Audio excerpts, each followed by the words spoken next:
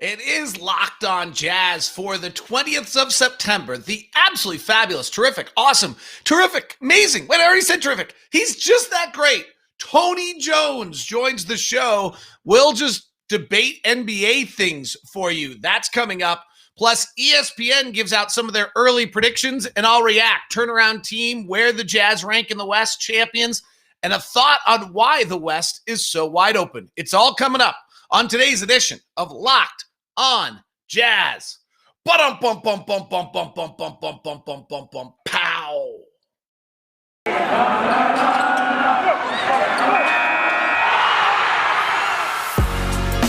You are Locked On Jazz, your daily podcast on the Utah Jazz. Part of the Locked On Podcast Network, your team every day. How are you? I'm David Locke, radio voice of the Utah Jazz, Jazz NBA insider. This is Locked On Jazz, your daily podcast on the Utah Jazz, giving you insight, expertise, geeky numbers, and hopefully making it way better to be a Jazz fan. We are free and available on all platforms, including YouTube at Locked On Jazz, where you can subscribe and follow. Also on Apple, Google, Spotify, everywhere else you can get podcasts. All right, let's get to it. Tony Jones is going to join us. We're just going to frolic around the NBA for a whole week worth of debates, and we'll get very Jazz heavy at the end of the week. We will not be as Jazz heavy early. So the NBA came out with a few different predictions: team turnaround, MVP, and then records. And I thought there were a few interesting things to take away, kind of where the national perception is if we use ESPN as that. They're also coming out with NBA rank this week, and we'll talk about that a good deal. So first off was team turnaround. To me, that's Minnesota. Tony and I will talk about them a lot right now, but I actually think that's the team that, you know, if you look at their win total, they have Minnesota at like 31. I suspect Minnesota, first of all, they have great talent in Karl Anthony Towns. They have a new head coach. They had a coaching deficiency for the last 4 years that gets rectified. They've had kind of weird injuries and uncertainty. So I'm going to go, you know, if you want the team that I think will be better than everyone expects, probably working their way into the playing game area, that would be Minnesota. And then I think if they can acquire Ben Simmons, which I would do, like as you'll hear with Tony, like I would trade Anthony Edwards to go get Ben Simmons right now. I think Ben Simmons is terrific, and that Ben Simmons moves their meter and makes them a better team and puts them probably close to the 6 or 7 of the West. And we'll get that kind of breakdown here in a second. The other one I thought was really interesting about the ESPN was the MVPs. And this is why I think the West feels very different this year than years past. And some of it has to do with LeBron's aging, and some of it has to do with whether or not, Nikola Jokic can repeat what he did last year and whether or not Anthony Davis can become that player. So they have Durant at about 39% chance for MVP. Then they have Giannis at 34% chance of MVP. Then they have Luka at 17. Then it's Joel Embiid, and then it's James Harden. So I think this is a little unfair since Nikola Jokic was the dominant MVP last year and he's not involved. And so every Nuggets fan should be complaining about this a little bit, saying, wait. But let's go with it for a minute. What it really says to me is here we have the 5 lead MVP candidates, and 4 of them are in the Eastern Conference. And this league is still dictated largely by that individual unbelievable performance and that Kevin Durant dominance. Now, as I've talked about a lot this offseason, the number one thing I think, and we'll see this when NBA rank comes out, I'll probably talk about this on our second show of the week, is, you know, where do we think Donovan goes in NBA rank? Where do we think Chris Middleton goes in NBA rank? Where do we think some of these guys go in the NBA rank when they're capable of winning a game, with single-handedly winning a game in the playoffs? Or actually, frankly, I think more than a game, I actually think they're pretty close to being able to win a series. And so that's where the league is so different to me than it's ever been, is the amount of players who are capable of taking over a game and basically winning 1 or 2 or 3 games in a series across the league right now. Frankly, Cat should be able to do it in Minnesota. Like if you start walking down the list, right? The Jazz have Donovan. The Lakers have 2 guys who can do it. The Suns have 2 guys who can do it. The Nuggets have 1 or 2 guys who can do it. Dallas has somebody who can do it. The Warriors, Steph can do it. It's why you were terrified to play the Warriors in the playoffs compared to Memphis. Memphis just doesn't have that guy. Ja Morant's not there yet. as somebody who can go win you a game in a playoff series single-handedly. He was pretty great against us, but, or win you multiple games. Clippers have one in Paul George. Blazers have one in Dame Lillard. I mean, that's the Western Conference. 1, 2, 3, 4, 5, 6, 7, 8, 9, 10. 10 guys. 10. Like just in the Western Conference alone, before we even decide whether Zion Williamson has reached that level. If I count Karl Anthony Towns, it's 11. He hasn't proven that. So, you have 10 guys in the Western Conference who offensively are capable of just winning a single hand. The East is probably not that different. So you start counting Jaylen Brown and Jason Tatum and Durant and Kyrie and Harden and Giannis and Chris Middleton and you're there, right? Philadelphia has Joel Embiid. Ben Simmons probably not quite, which is the drawback on him. But that's where I think this league is so wildly different. And then when you start looking at the West specifically, that we don't have the 5 MVP candidates all sitting in the Western Conference and you're trying to usurp them. There's a chance that Donovan can be just as good as Luke in the playoffs. Like, I think Luke is incredible, and I do think Dallas has as good a chance to win the West as they frankly think they do to play in a playing game. We'll talk to Tony about that during the week. But the fact of the matter is, like, if you on the Western Conference on a given day, there's no reason Donovan Mitchell can't be as good for a series as Devin Booker, can't be as good as Luka Doncic for a series. And so who is the dominant individual in the Western Conference that's going to take and win playoff series? The easy answer is LeBron. And then there's the age factor there. And then there's Anthony Davis, who's had a series or two in his career that is that dominant. Western Conference Finals, definitely against Denver on the way to the NBA Finals, was about as good as you can be. Can he do that for an extended period of time? And so that's a large reason why I see the West as being as wide open as it is you just don't have this dominant individual force the way you did at Steph. It is maybe Steph, but then he doesn't have a lot of players around him. Steph's probably the best player in the Western Conference right now, if we get right down to it. It'll be interesting. NBA ranks can be fun. I'm going to play around with NBA rank. I don't like to do this because what ends up happening is I make a ranking and then someone hears it and gets mad at me, and I don't have enough guts to handle that. Okay, that's probably not entirely true, but I don't like doing it. But I like reacting more than doing it. But I think I'm going to do it, and then we'll see how it comes out. Like, where do you put Rudy? Where do you put Donovan? Pretty interesting. Where do you put Mike Conley? I think you'll see the Jazz with probably the most. Jazz should have 7 players that are in the top 100 of NBA rank this year. Like, I'm not sure there's another team in the Western Conference can have 7 players in the top 100 of NBA rank. And that's why we're as good as we are.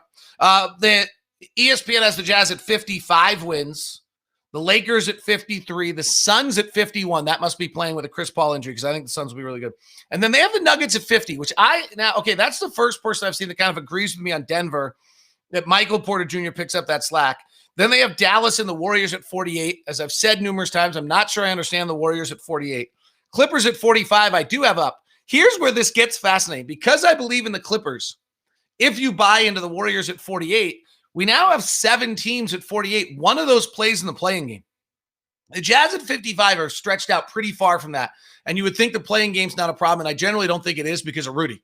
If Rudy's healthy, we'll win enough games. We're not in the play-in game.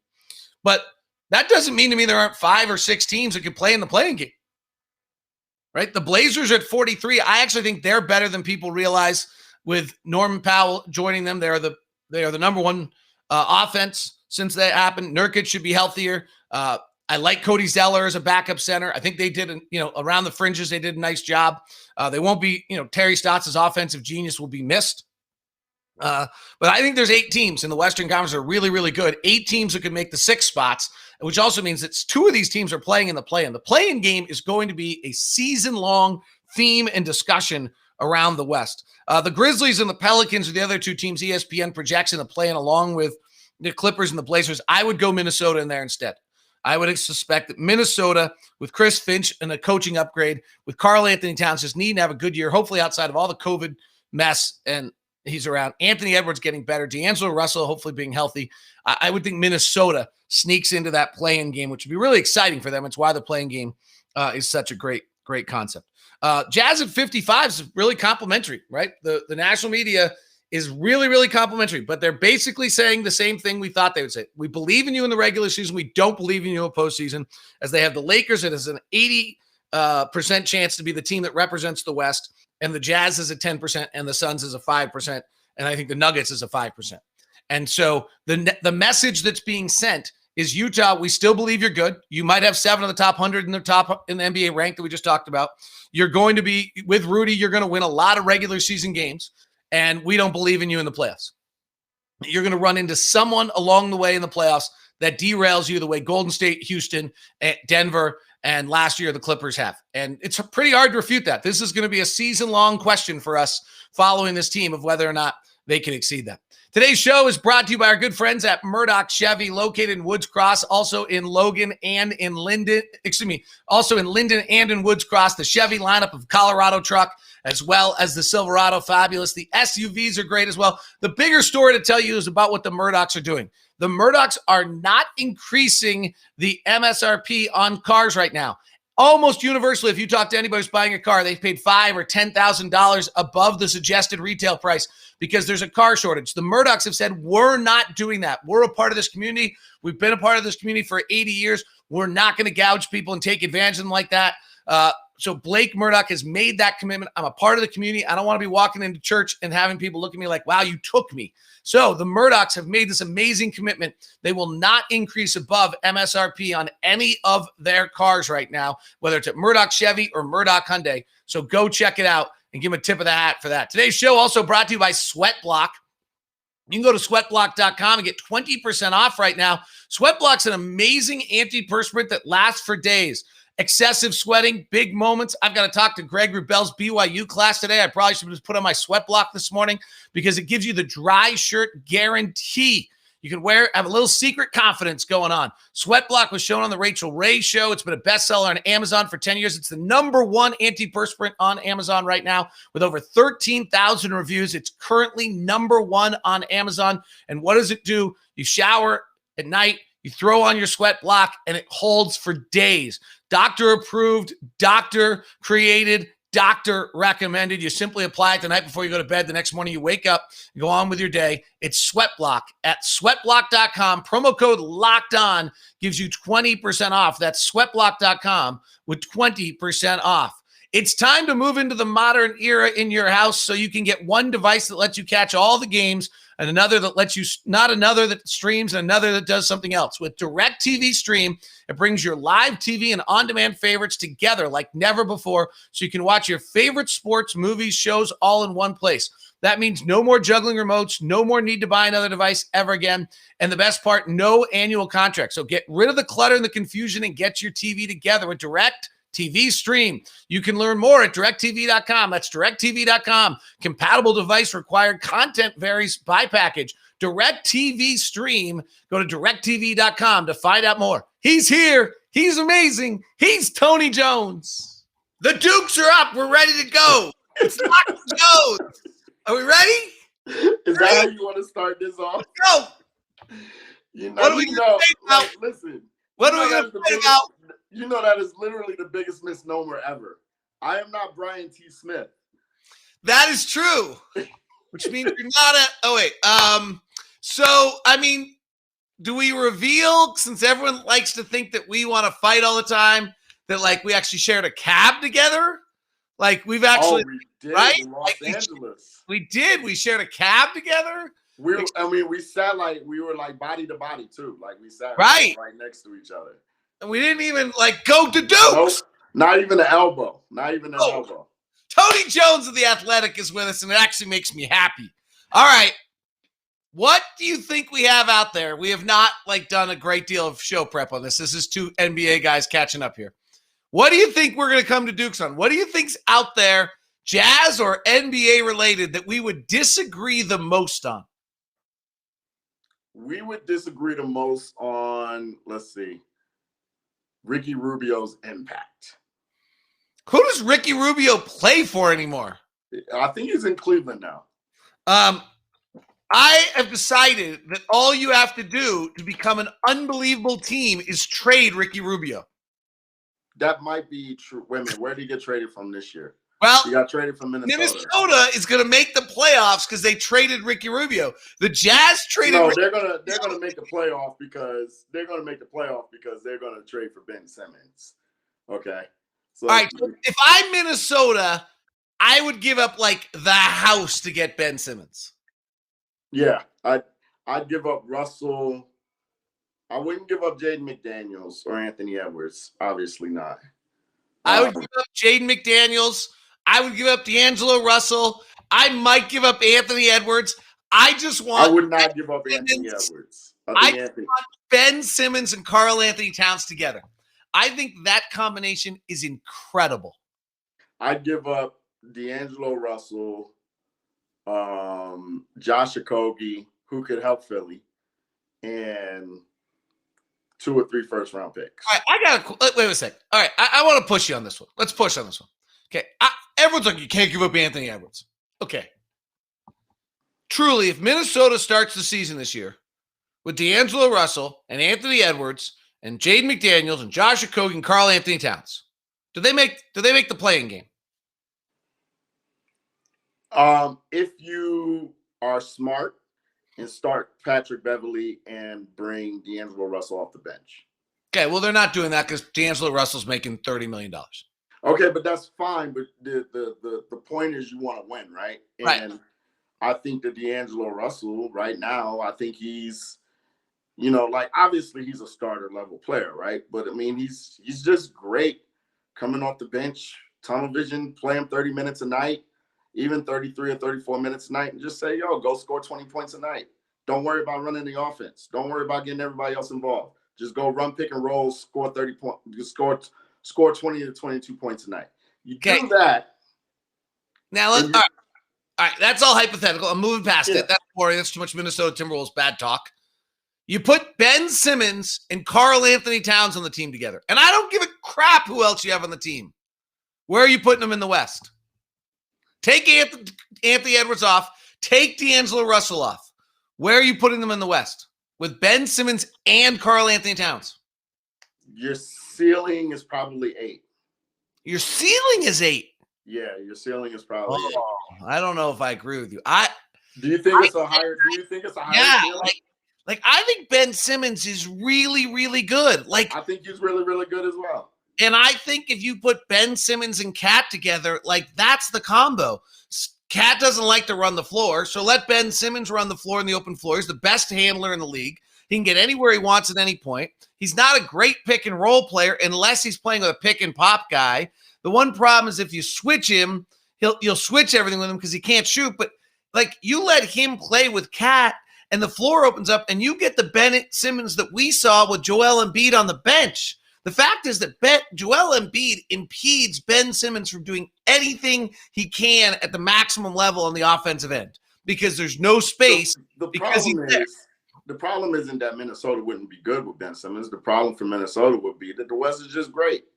Like you have both LA teams. You have the Jazz. You have Denver. You have Dallas. You have Phoenix. I mean, there are 7 teams that are just. It's just hard to penetrate. Maybe you can get above Dallas and get into 7.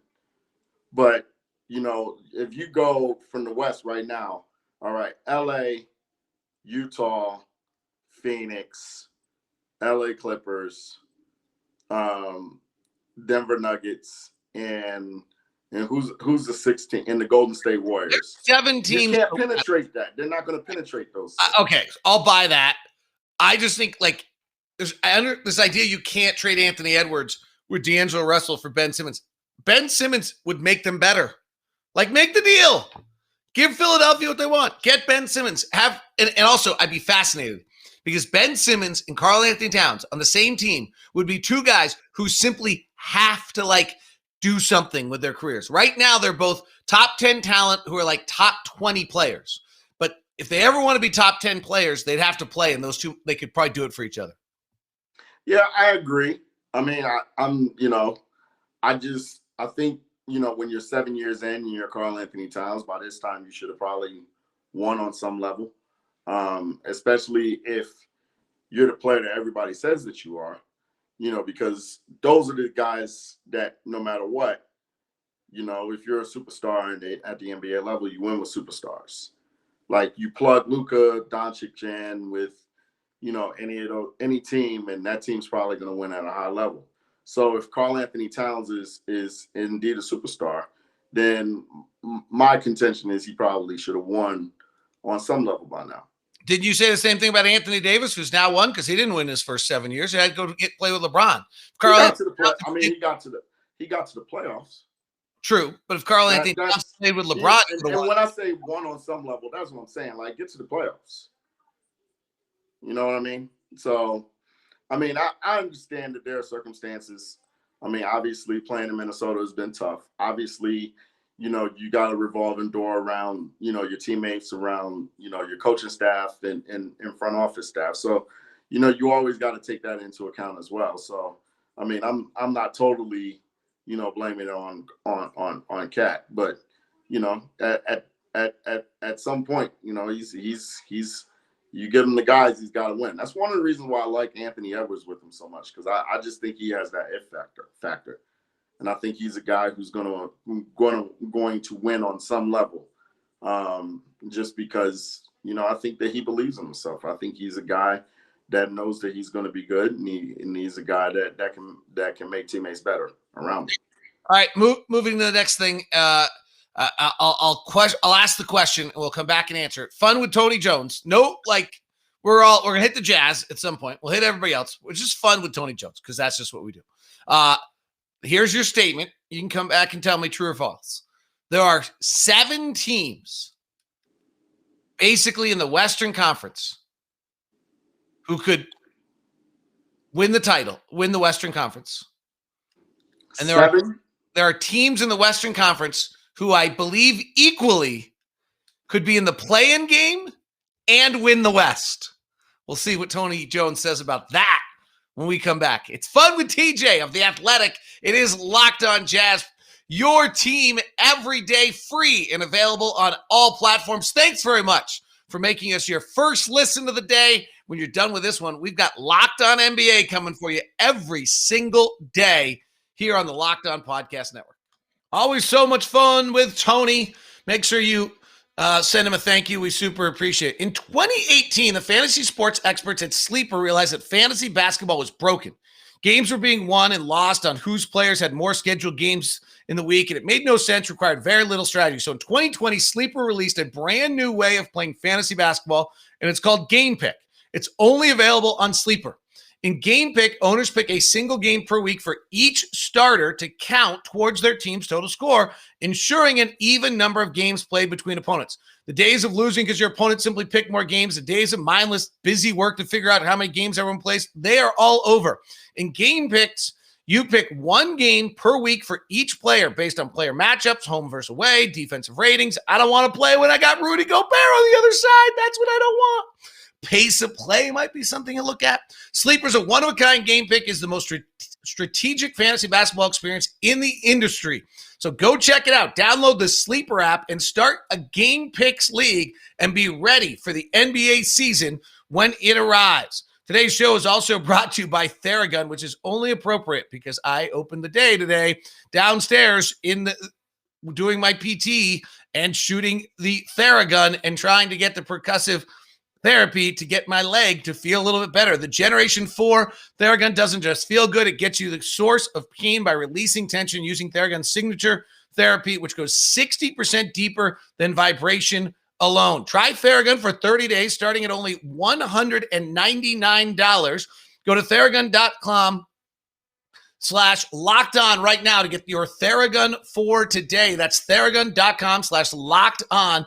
Theragun's trusted by 250 sports teams like Real Madrid, elite athletes like Paul George, DeAndre Hopkins, Maria Sharapova, and I got to admit, it feels great. It's a great way to get your roll in, great way to get your therapy in. The OLD screen and design make you feel like you're holding something from the future. Go to the site and check it out, Theragun.com/lockedon right now and get your Theragun for today. Frolicking and fun through the NBA with Tony Jones of The Athletic. All right. I think there are teams. I'll go with this statement first. There are teams in the Western Conference who I believe equally have a chance to play in the play-in game and an equal chance to win the West. I have one team that I think of right now. I have 2. Okay, do you want me to go first or do you want to go first? You go first. I have 3. I have 3. I have 4. I actually have 2. I have 4. No, I have 1. I have 4. Go. You 4? go. I have 1. Okay. Golden State. Oh, I didn't even count them. I've got 5. Golden State can either be in a play-in or they can win the West. All right, we're going to be all over the map. You guys are just going to hold on. You fast. have 5 teams. You have 5. 5. You think there are 5 teams that can Yeah. be in a play-in and win or win the West. Yeah. All right. So we'll get back. Are we factoring in the injuries? Yes, a little bit. Okay, so that changes things. So that's Golden State. That's the Clippers. Yep. That's Denver. Yep. It might be Dallas. Yep. Okay, so I got 4. And the Lakers. No, I don't have. No, I'm not rolling with you with the Lakers. The Lakers are going to be awful. The Lakers are going to be really good. The Lakers are going to be. We definitely disagree with that. The Lakers are going to be really good. Here's my Laker take. I think the Lakers offense in the half court is going to be so horrendous. Woo! So horrendous that they're going to actually get to be like 34 and 31 and have to play the last month of the season to make sure they don't play in the playing game. And then they might just go win the title. I can't roll with you with that. I think you're going to see a ticked off LeBron James because of the way last year ended. I think they've got enough depth that they're going to be able to roll guys in and out of the lineup. I think Russell Westbrook helps them pretty significantly in the regular season. Wait, let's just playoff. Let's go to the simple question here. It's a different thing. But who on their team is good? Huh? Who on their team is good? Like really, like above average helps you win night in and night out.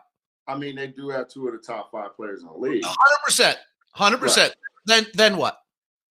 Okay, I mean, Russell Westbrook is good. He's a good player.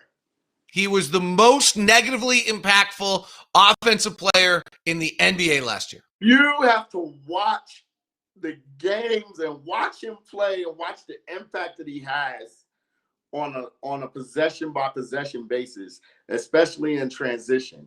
Like he's going to take possession. He's going to allow LeBron to take possessions off. He's going to create for Anthony Davis. Those two won't have to create nearly as much offense as they did last year. The question with them is how much can we dig in on Russell Westbrook for a second here? Yes, we can dig in on him.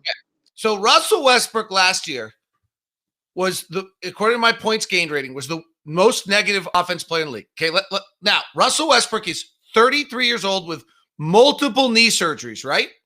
Yes. What percentage of his shots did he shoot at the rim last year? 19%. I almost said about 25. I almost said 25. His career average is 35% of his shots at the rim. And last year, he only went to the rim 19%. There is not a better statistic than I can find that tells you how much a player is aging than that stat right there. There is a real chance that Russell Westbrook's legs have completely gone on him. Do you think that Russ falls off a cliff this year? I think I thought he was very good in the second half of last year. I thought he was terrible in the first half of last year, and I thought that he found it. I thought that he found himself. He found his role in Washington's offense. He acclimated with Bradley Beal, and I thought that he was good in the second half. So I think he had the lowest dunk rate he had of any year of his career by a considerable margin. He stopped going to the rim. His turnovers skyrocketed on bad passes and things of that sort. His fouls drawn slipped from where they have been before. There's a lot of signs to me that a 33-year-old Russell Westbrook, who had the lowest steal rate he's ever had in his career last year, highest turnover rate he's ever had in his career last year, might be slipping. Okay, but now he's going from primary ball handler to a guy. Great. So you're going to put a 12% three-point shooter as an off-ball player. Thank you very much. I appreciate it. Let me snag off Russell Westbrook onto Anthony Davis and LeBron James all day long. Cut through the lane. Oh, great. Cut all Cut you to the want. ring, He has you to have hit the 'em, ball in his hands. you make the next play. You either go to the basket and lay it up, or you make the next pass. He's what you do a if you're Russ. transition-only player at this And then you get in a transition. He's going to be a great rebounder, as always, even though LeBron and AD is not going to let him steal rebounds like he has for the last 6-7 years. He's going to be a great rebounder, as always, for a guard. You know, he's going to be a galvanizer in the locker room. And he's still a great passer. So, I mean, you know, I don't see the downside. I don't see the downside with him playing with LeBron and AD. The downside is he can't shoot and he has to have the ball in his hands. And I'm so excited every time he has the ball in his hands instead of LeBron or AD. And I'm even more excited if he decides to shoot. Well, this is the reason why I say Russell Westbrook helps you more in the regular season than he does in the playoffs. You get to the playoffs, you might have to make some decisions. But when you get to the playoffs, the upside for Russell Westbrook is that he's going to set his energy during the regular season will help save the legs of LeBron and Anthony Davis, so that when they get to the postseason, they are a fresher duo than they have been in the past. Does it bother you at all that in his last 2 years, his teams are considerably less good offensively when he's on the floor than off the floor? It would if he wasn't playing with LeBron and Anthony Davis. Okay, let me say this on the Lakers. I actually think LeBron, not that big an issue. He'll be what he is. He's not the same as he once was. I know it's like catastrophically illegal to say this. He's actually aging. Like you can see it. It's noticeable. He's aging. I actually think there's a chance that Russ could fall off the cliff. I'm saying that at 33. Here's the real issue. Can Anthony Davis have an MVP level year? He was bad last year. He had a bad year last year. Can he be that's what they need. They need him to be Jokic of last year. If he's Jokic of last year, they're great. You think Anthony Davis needs to be that good on that higher level? Yep. That's tough. I don't know that he needs to be on that higher level. I think that it would be good for the Lakers if Anthony Davis were their best player during the regular season. I think playoff LeBron is still going to be playoff LeBron. You know, he's still going to be the guy in the playoffs. But you want LeBron to be as fresh as possible, right? So you want Russ to be Russ in the regular season. You want Anthony Davis to be, 28, 12, and, 4 or 5 assists, 2 or 3 block shots per game. And then, the Lakers are basically trying to recreate the formula that worked for them 2 years ago, which is, no, we can't shoot, but yes, we're so big and we're so athletic that we just wear on you and we wear on your legs. And then over a 7-game series, you just can't shoot anymore in games 5 and 6 and 7. That's what the Lakers are trying to do, basically. That's why they went and got Dwight Howard back. That's why they went out and got DeAndre Jordan. They want to be bigger and more physical than everybody else. They're trying to zag where the league is zigging. And it worked for them 2 years ago because in the playoffs and the bubble, they were just bigger and stronger than everybody else, and they just bludgeoned everybody else. So that's what they want to be able to do this year. But the thing that's going to be interesting for me is how they reconcile transition with the half court, because like we said, Russell Westbrook is, he's got to get out in transition to be effective, right? But you got a whole bunch of guys that are 35, 36, 37 years old that are like, whoa, chill. We can slow this down. Let's go play in a half court and let's run 24 seconds off. And Russell's like, come on, let's go. So that's going to be the interesting balance of how you reconcile transition with, playing in a half court and what ultimately wins out in terms of the guys that are at the highest level of the food chain in their locker room. How do you get into transition? Russ rakes and takes, right? Right. You got to stop, which they're great at. They're number 2 defense team in the league. And so they added Carmelo Anthony and Rajon Rondo and Russell Westbrook and Kendrick Nunn and Malik Monk, all who I would argue are sub-average defensive players to their roster. I do not think that they're a great team defensively on the perimeter. Now, and that's where I think that they differ from the Laker team of 2 years ago. That team was pretty good defensively on the perimeter. Like Danny Green was Danny Green defensively. Obviously Alex Caruso was phenomenal defensively. And quiet as kept, Kyle Kuzma was really good defensively in that championship run. And, they just don't have that right now. They don't have the wing defender. You're relying on old legs to really stay in front of people on the perimeter. It'll be interesting to see how they adjust to that. Yes, I agree with you there. He's Tony Jones of The Athletic. We still have 4 or 5 teams to discuss. Somehow Utah's not one of them. Phoenix is not one of them. Kind of giving them like the pass. The other 5 teams, somebody else in the Western Conference we've decided we've given a pass to. I know I've said could make the play-in game and could win the West. We'll discuss that with Tony tomorrow. He'll be back with us on Locked On Jazz and the Locked On Podcast Network. Thanks for your first podcast listen to the day with Locked On Jazz. Right now, make it your second with Locked On NBA, your daily national podcast on the NBA.